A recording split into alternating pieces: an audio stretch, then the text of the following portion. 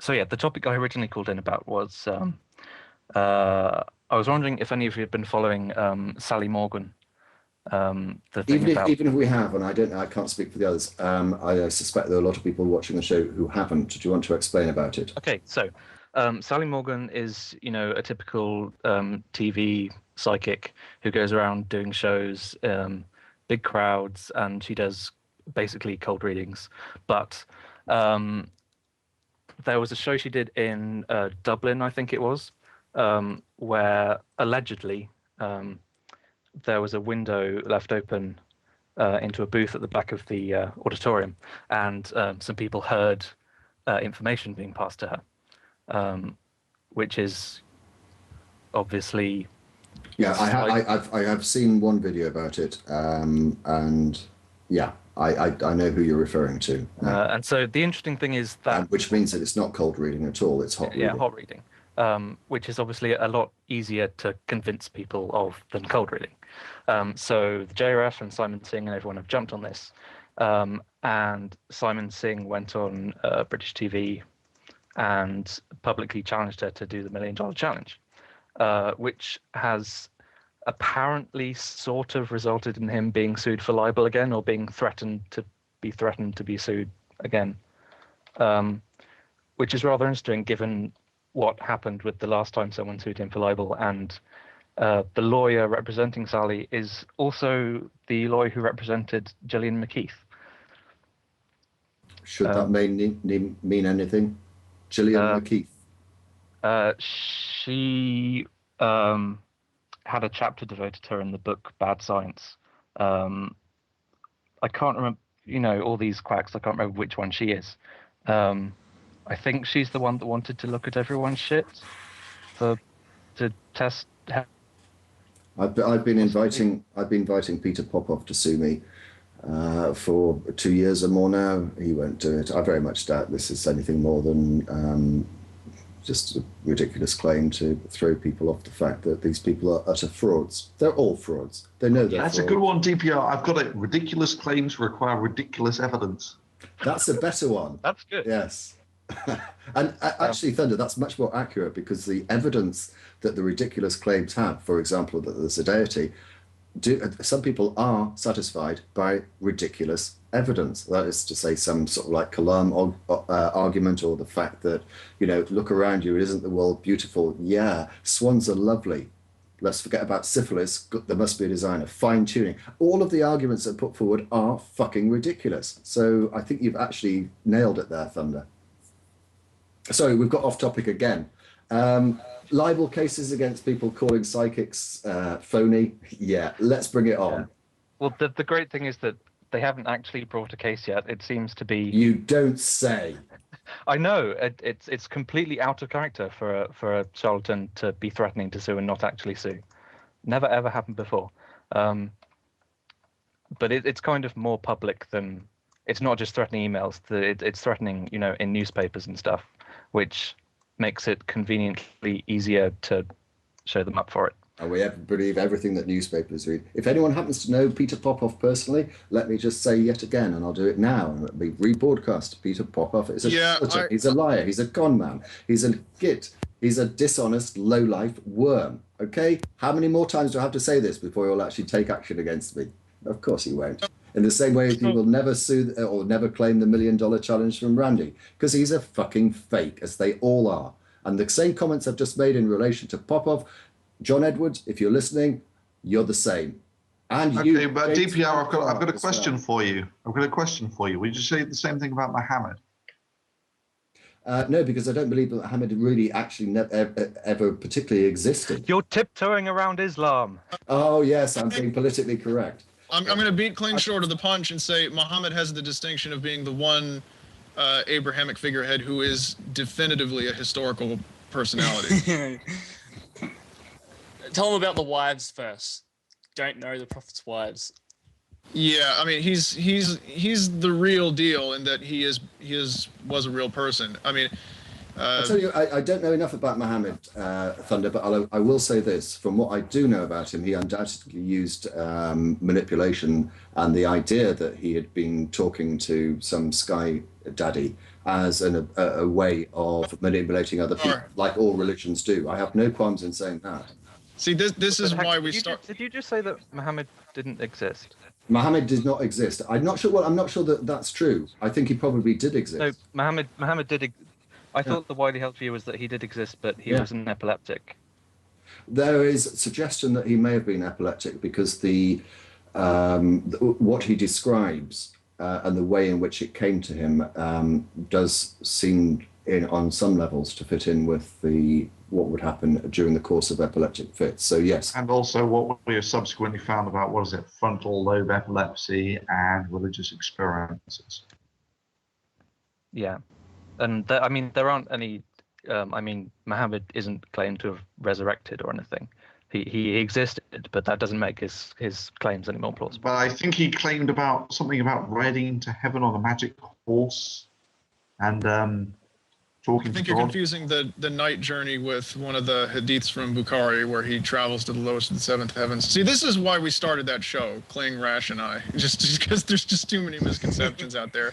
But the thing is, Muhammad, like Ajnoid said, he doesn't. Islam maintains that the Bible is essentially a flawed account, both testaments, but that once upon a time, they reflected some accurate events to some extent, and that all of the different prophets of the Old and New Testament are also prophets of Islam. And I always felt a little bad for Muhammad, because if they were making some kind of like an X-Men type fighting unit of the different prophets of Islam, everybody has these cool powers except for him, I mean, Moses can make snakes from wood. He can part the Red Sea. He has all this control. He raises his arms up, and his armies are victorious as long as his arms are held up. And then you have the prophet Elisha, who one time ran faster than a chariot. And then you have Jesus raising people from the dead. You have Samson, with the strength that he can kill all these people and pull down pillars and all this stuff. And then you have Muhammad, and then people come up and say, well, why did Professor Xavier add you to the, prophets of Islam fighting team against evil? And he says, they say, but he says, okay, well, what's your superpower? And he says, look at this pretty poem I wrote. Yeah, I mean, before you come back, I think OJ, just very briefly before you come back, OJ, I think this may actually identify the sort of thing that perhaps it appeared that Thunder and I were having a disagreement about. Talking to dead people is something that seems to be commonplace, certainly in America with psychics, and also in throughout history. Not a dead person, but Muhammad was talking to someone, heard voices. Now, the overwhelming idea with anyone that is hearing voices, particularly from God, is that they're schizophrenic. That is the body of study that science has produced over the hundreds of years that it's been working away. And an extraordinary claim, I suppose, would be, well, no, I'm not schizophrenic. I'm actually talking to a supernatural entity. Is that the sort of thing that you were referring to, Thunder? I think Muhammad did have some miracles in the Hadith somewhere. It's just that none of them are really very well known. So he has some superpowers, just no one knows what they are. Some accounts, he once split the moon in half, or at least the moon split in half at the moment that he was pointing at it. Some people say, well, it's an important distinction that it wasn't he who split it. He just pointed his hand and then God split the moon. No. So they split hairs with that. But other people say, no, that didn't happen. The only miracle that Muhammad ever performed was the recitation. Hold on a second. The only miracle he ever performed was the recitation of the Quran. And like I said, he certainly got the short end of the stick. I mean, he must have been using the toilet when they were handing out superpowers, because when everyone else has all this cool magic, and then your ability is like, I can write a poem so beautiful and inimitable that it constitutes a miracle. I mean, that's just a crummy miracle. Sorry, I really feel bad for him. I do recall one miraculous event attributed to him off the top of my head, and that is that as a child, one day some angels came and cut him open, took out his heart, gave it a bit of a scrub with some magic water, and then they put it back in. That's... yeah. He didn't do that. The angels did that. True. Again, it was all... yeah. But if you want a DPR, I can actually list off a whole heap of verses from the Quran that I think prove that Muhammad was a real person. Or would you? Oh no, I'm sorry. It was I made an error. If that's the idea that I portrayed, well, I think I did, but I retracted it. I accept that he was a real person, without doubt. There's much more evidence for his existence than there is for Jesus, for example. Oh yes, I fully accept that. We've got a new caller with us. Okay, sorry. Empty without brain. There we go. Welcome to the show, sir. Hi, all right. No, I would just like to raise awareness of a video that I created regarding a discussion that took place between a friend of mine and Venom Fang X, where he outlines how he believes in speciation but not evolution. I'll send the link in the blog TV now. Well, whilst you're doing that, I can just say that from the A Challenge to Venom Fang X and others of his kind, there was a certain passage from the original Magic Sandwich show which I didn't use, but Venom seems to be saying this, that a kind, and we're talking here specifically about finches, a kind is the finch kind, and all what we see today are species that have come from that kind, which means that Noah took some finch kind onto the ark, and speciation has occurred at an alarming rate over 4,000 years. But, and I think the video that you're probably referring to is the one in which it suggests that he says that speciation doesn't actually have anything to do with evolution. Yeah, that's the one, yeah. Yeah, I mean, he's showing mind-boggling ignorance, but what do you expect? I mean, you know, people seem so easy to forget. Thunderfoot's very first videos dealt with a number of extraordinary claims. There, you see, I've fallen into my own trap. That the Grand Canyon was formed within 5 seconds, which means it was formed greater than the speed of light. That there's not a drop of water anywhere in the entire universe except on Earth, and the moon fits over the face of the sun during the course of a lunar eclipse, the chances of which are 1 trillion to 1. Those were the first 3 claims that Thunder debunked in Why Do People Laugh at Creationists Part 1. People seem too easily to forget this sort of like bullshit that he comes out with. Why are they not held accountable? If I posted a video in which I had made 3 such palpably, obviously fallacious points, I would hide my head in embarrassment and shame forever. I would never reappear on YouTube. It doesn't stop these people. They keep on spouting the same shit in a different guise as if they are completely oblivious. Or, well, I don't know. What is wrong with these people? I know. I just don't understand. What happened to him when he left last time then? Did he go to a therapist or what happened then? No idea. No. No, because I can remember you had Just a for a little discussion. bit. Sorry.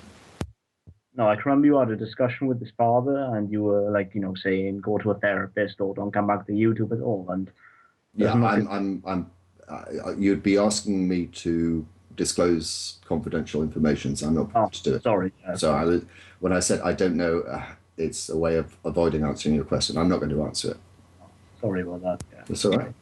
Not disclosing anything that nobody's supposed to know. Venom Fang has long set this pattern of doing this. You know, he when he really gets kicked around, he makes up some BS. He leaves for a while, licks his wounds, comes back with this great dramatic flair, and just rinses, washes, and repeats. Yeah.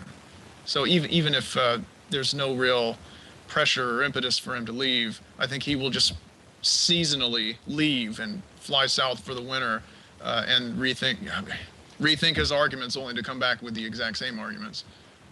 Now, I think his arguments changed a little bit. I think that after his year sabbatical, he did come back and attempt to avoid using science, and he used 2 particular tools, which was, the first was the scientific knowledge that was contained in the Bible, biblical foreknowledge. And when he tried that, again, Thunderfoot absolutely fucking nailed his ass to a cross. Oh, is that a bad analogy? And then he tried philosophical arguments. I mean, I'm sorry, if you really have to seek I don't mean this in a bad way to philosophy, but if you've got to seek philosophical arguments as a way of providing evidence for your belief in your entity, whatever flavor it may be, I think you are scraping the barrel very, very badly and desperately. Yeah.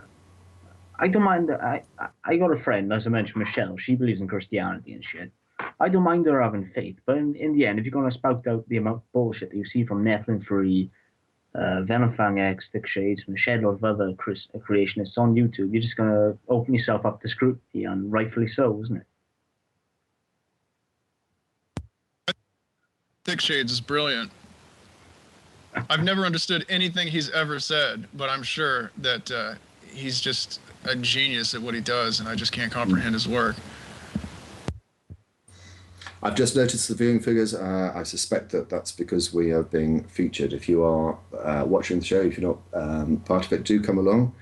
We'll be ending in a few moments' time, but shortly thereafter we will be going live to Texas to join Aaron Ra, who will be conducting the service of marriage between Matt Dillahunty and Beth Presswood, which we're very much looking forward to. They're just apparently waiting for me to end the show. The wedding starts in about 20 minutes' time, so I think we'll probably go no more than another 5 minutes, just to make sure that they are in a position to set everything up. What will be happening is that we will be ending the broadcast and then restarting it. So there will be a short break in between. Empty, I'm going to remove you now because there's one last person that I do want to bring in before the end of the show. It will be the last caller, I'm afraid. Hello? There we go. Mario is with us. How are you? It's not Mario, it's Marlo. I'm terribly sorry. I'm dyslexic. Do forgive me. Everybody gets that wrong. I just wanted to say I've watched the Gin and Tonic. Let me mute the show here. Okay, there we go. I watched the Gin and Tonic show. I was very impressed with the depth. But what are the off the top of your heads the things about Muhammad that are mythical and the things about in general? I hear a lot of stories about him, but I'd like to see if we can get that listed out. With that subject has come up, and I'd like to sort of, what are the top things that didn't happen? He didn't talk to a god or an angel. DPR, let me stop.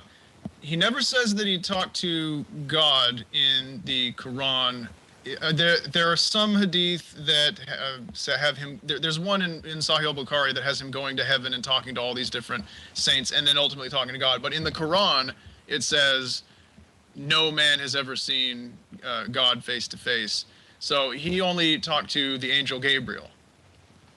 And you know how apologists are. You get one question wrong with that number 2 pencil and they say, aha, you know nothing about Islam, blah, blah, blah. So, they're very quick to give you a failing grade if you get even one of these things wrong.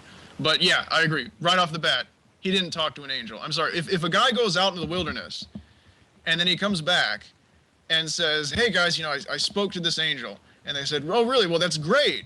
Well, where is it? He's like, well, only I can see or hear him. The fact that he was able to convert even a single person after that is just amazing. I remember Hamza Sortsis, he did this one lecture. He said, after the Prophet Muhammad sallallahu alaihi wasallam was preaching for, I think, 6 years, he only had 40 followers. And I thought, how the fuck did he get 40 people to believe such an obvious Nigerian email scam type lie? You're saying, okay, well, you see an angel, and even when other people are around, and there are hadiths that say other people were around where they should have seen him because he was talking to the angel at the time, and they couldn't see or hear anything, only he could hear and see it. And the fact that people are that credulous is just amazing. It reminds me, I call it the argument from The Untouchables, because have you seen, who here has seen that movie Untouchables with Sean Connery and the guy from Waterworld? He goes up to Sean Connery. Oh no, Sean Connery walks up to him. Sean Connery's a beat cop. He says, excuse me, is that pistol registered? Are you allowed to have that? He says, well, I'm an officer of the Treasury. And he starts to walk away. And he says, well, what kind of cops do we have working in this town? I tell you I'm an officer of the Treasury, and you just let me, I could be anyone. I could be a criminal. And Sean Connery says, well, you said you were an officer of the Treasury. And who would claim to be that who wasn't? And that was his reasoning. And that's the same thing like with the Joseph Smith and the Prophet Muhammad. He's like, hey, this guy saw an angel. He's like, really? Well, he said he did. Oh, that's good enough for me. So I think that we can basically rule that out. I mean, if he met any kind of spiritual entity out there, I think he met, the only possibility is that he met a very mischievous, trolling one, which is funny because the funniest thing of all is Arabs at the time, and even some in the countryside today, believe in the existence, literally, of these mischievous spirits that go around playing tricks on people. So how can you believe that those exist? Find this guy and not think that some evil spirit is playing a trick on him, even if you do take the supernatural for granted. I mean, it's amazing. I mean, it is a miracle that anybody believed him. I think that's his miracle, not the Quran, not the splitting moon in half. The miracle is that anybody took him seriously. On that note, I have to say I'm terribly sorry. I think this is probably a topic better for the Gin and Tonic show, which, as you've heard, will be on every alternate Saturday, the next show being Saturday at 9 p.m. GMT. I'm going to remove you, and also, Crenshaw, thank you very much for your contribution, but I've realised what the time is. We have to stop the show now because, as I say, we are going live to Texas to join Aaron Ra and Matt